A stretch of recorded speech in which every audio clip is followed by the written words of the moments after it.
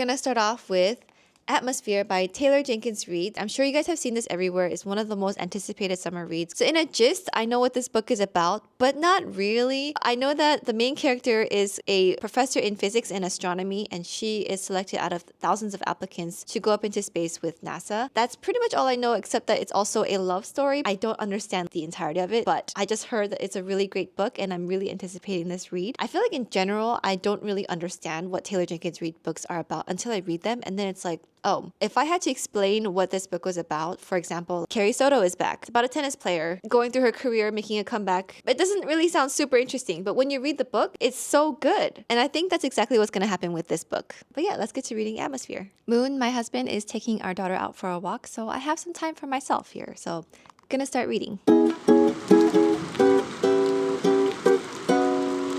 Okay, right off the bat, I just love how factual Taylor Jenkins Reid's books are. I just always feel like I learn so much historically or just random knowledge-wise. So for example, this book starts off with an author's note. You learn, for instance, that in the Northern Hemisphere, if you can spot Orion's belt, it's winter. If you can spot the stars Altair, Deneb, and Vega during summer, you will see that they form a triangle, and that triangle always points south. If you are ever lost, you can find those three and know which way to go. I just appreciate how much research she puts into being factually correct into her books. I feel like I learned so much from it. Not only do I want to emotionally connect with the book, but in general, books, you want to learn from them too.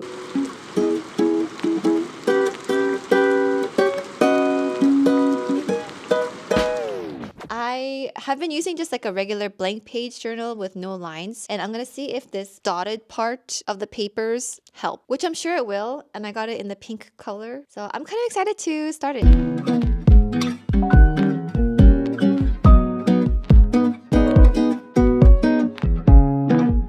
Okay, so far, the book starts off like an action movie where it just starts off with a really hectic scene and you don't know entirely what's going on, but you know that there's a lot of chaos and everything is just super time sensitive. So I guess it's starting off with a bang. It's 2 days later and I am a little over 50 pages into this book. Yes, I have not read that much these past 2 days, but this book is so good. This book kind of reminds me of Top Gun because it's so intense and they're both training for some special mission. And also because they're both kind of about aviation. I already want to highlight some quotes in here. Too bad this is a library book. I think I might just have to buy this book. Can I just read you something really quick? It's so good. Astronomy was history because space was time. And that was the thing she loved most about the universe itself. When you look at the red star Antares in the southern sky, you are looking over 3,300 trillion miles away, but you are also looking more than 550 years into the past. Antares is so far away that it takes light 550 years to reach your eye on Earth. 550 light years away. So when you look at the sky, the farther you can see, the further back you are looking in time. The space between you and the star is time. I could keep going on, but can you just not feel the emotion that she feels for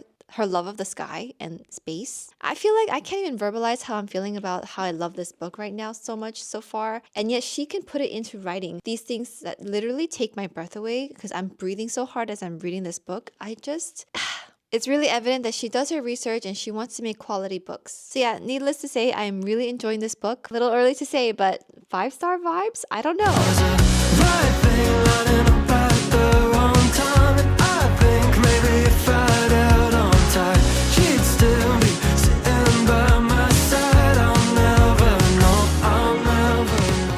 At the halfway point for this book and I'm gonna stop. I'll tell you why later on in the video, but I'm gonna move on to the next book. Is another popular book that has been really making the rounds and has gotten really good reviews. First Time Caller by B.K. Borison. Can we just take a moment to appreciate the beauty that the cover this is? It's nice and pink, but basically this is a Sleepless in Seattle inspired novel. I personally haven't watched Sleepless in Seattle, so I'm not sure what it's about, but I'm assuming it's very similar to this. Basically, the guy is a radio show host of a romance hotline, and there's a kid who calls into this radio show and says that his or her mom is looking or should find love, and I think that's, I guess, how it happens. I mean, I'm assuming it's a radio show host with the kid's mom. And from the mom's point of view, the female main character, she doesn't realize that she's really lacking in that area until her kid calls into the radio show and kind of opens her eyes. I know that this is on a lot of people's 5-star list, so I'm really excited to read this. So let's go. Also, I decided to open my reading journal. Be very careful with it. Yay! We have our bullet journal here. First time I'm using a dotted notebook, so I'm very excited. It's slightly thinner than I was expecting it to be, but that's okay. We won't use markers on it. They match. And I also purchased, because I'm gonna have a reading journal,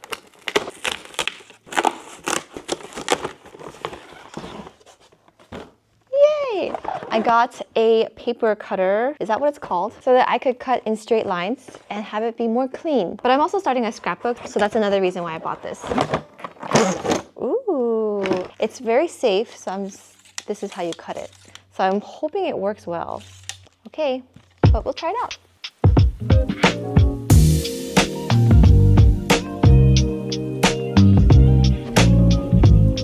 I'm on page 392. I think this book is a little bit over 400 pages, so let's finish this book.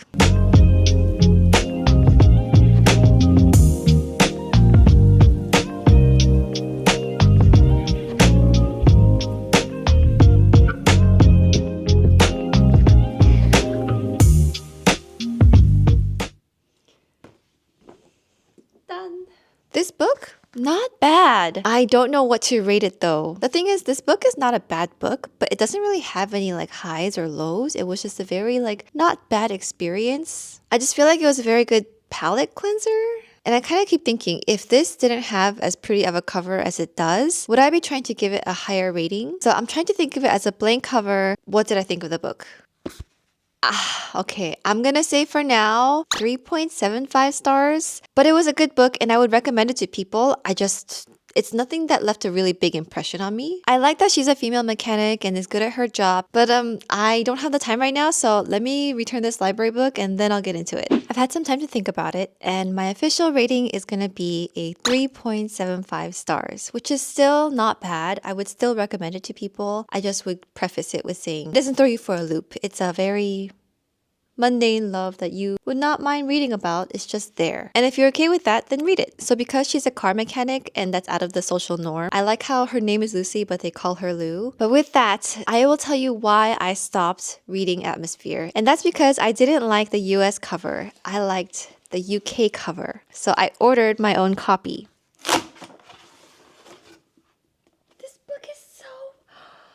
This is beautiful. I can't stop staring at this book. It's so pretty. But yeah, I can't wait to finish this book. So let's read. I broke it in already. I made the crack. Saw your silhouette in the backlight.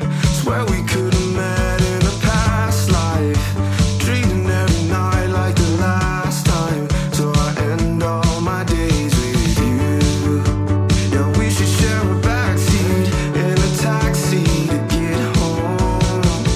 No need for either of us at this point to sleep alone. 'Cause I don't like ending my days with you. You can waste my time if that's what you wanna do. Oh, I don't mind if all that you say is not true. No, I don't mind.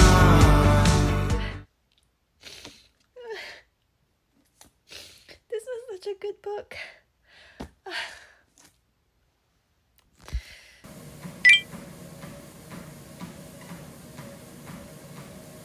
I'm so glad I bought the physical copy. What was that?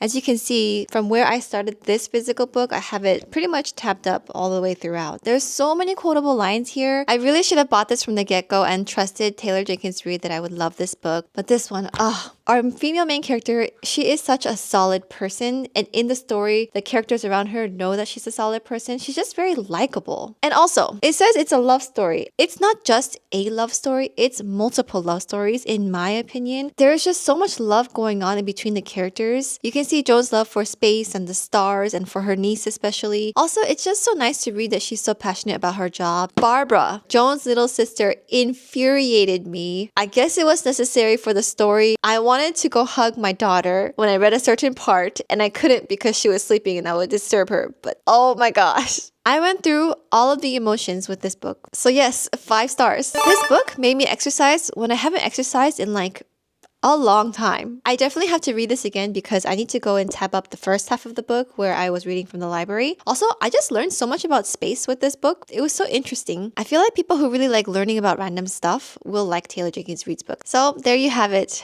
Welcome to the setup of my reading journal. I haven't picked the theme yet, so I'm gonna keep this page super simple and just put 2025, but at least I love the font. And here I'm cutting up some paper so that I could use it as my reading log. I'm gonna have 4 papers total, and I'm gonna put it on top of pink paper, which will go on top of then the journal, because you can see the 25 kind of peeking through. The papers of this notebook are kind of thin, so that's why I needed to have this paper on top of paper on top of paper. I traced the printed out words of reading log onto the paper, and now I'm coloring it in. I decided to do a Dutch door, so I cut the top of the paper off, and now you can kind of flip through like that in a cool way. The next page, I'm doing a series tracker because I'm in the middle of way too many series, and I think it'll motivate me to finish some series. I love this vintage aesthetic, so I'm cutting up some of these old looking papers, and I'm gonna try to match the stickers with it too. I'm hoping the series tracker page helps motivate me to finish the series that I'm in the middle of, because I'm in way too many. I don't know what it looks like to you on camera, but this page took much longer than it looks like it did. Now going back to the reading log portion of the journal where I'm filling in the books that I've read for the year so far. As I'm doing this, I can already see how I can improve for my next reading journal. Back to the series tracker, I'm writing down all the series that I'm in the middle of. I have filtered out the ones that I don't like and don't wish to continue, so I have cleaned it up a little bit. But I still have a lot of series I'm in the middle of, so I have to move on to the next page. Of course, I am keeping the vintage theme consistent to the next page. I'm using the same ripped up paper, waste not. By the way, I got these vintage looking papers from Daiso. Daiso is such a good place for projects like this. And now comes the torturing of my hand. It took a lot of time to fill out these series. I am cramping pretty much the entire time, but it does look pretty, and I think I'm most proud of this page out of all the pages of this journal, so I'm pretty happy with how it turned out. This page, I have my library cost savings. So the intention for this page is to write down all of the books that I borrowed from the library and see how much they would have cost me if I were to purchase them, and then therefore see how much I saved by not purchasing them and borrowing from the library. So the month of February, I didn't read anything because that's the month I gave birth. So I just put a sticker in there with hearts. Otherwise, each enclosed circle represents 1 month. So at the bottom of the circle, I don't know if you can see the green highlighted portion, but that's basically where I added up the sum. And in July, you can see that I also did not have anything, but I started the books in July and finished it in August, which is why July has blank. And finally, we move on to the month of August.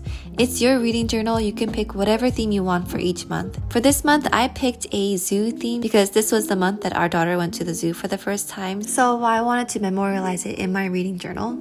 Also, it's really cute with the elephants and the stars at the top. So I've already pre-traced the font for August, and now I'm just outlining it and filling it in. By the way, the other animal is the rabbit, if you're wondering what the elephant is holding hands with. At last, we get to write our thoughts on the books we've read so far. So I'm starting off with Atmosphere by Taylor Jenkins Reid. I decided to put a constellation on there because, space theme. But it didn't turn out as pretty as I wanted it to, or as it was in my head. But that's okay, I think it turned out okay. So I'm writing a lot of my thoughts on here because I want it to be an actual journal where I pen my thoughts. Now I am logging in my thoughts for BK Borison's first time color. If I thought my hand was cramping before when I was filling out my series tracker, I did not know. It is cramping so much harder now. I'm trying to do a rendition of the cover on my journal, but it's not turning out very well. However, I do like the headset. Again, the rendition was better in my head. And that is my 2025 reading journal setup. It feels pretty rewarding to look at it, so I hope I keep up with it. But otherwise, thanks so much for watching, and I'll see you in the next video.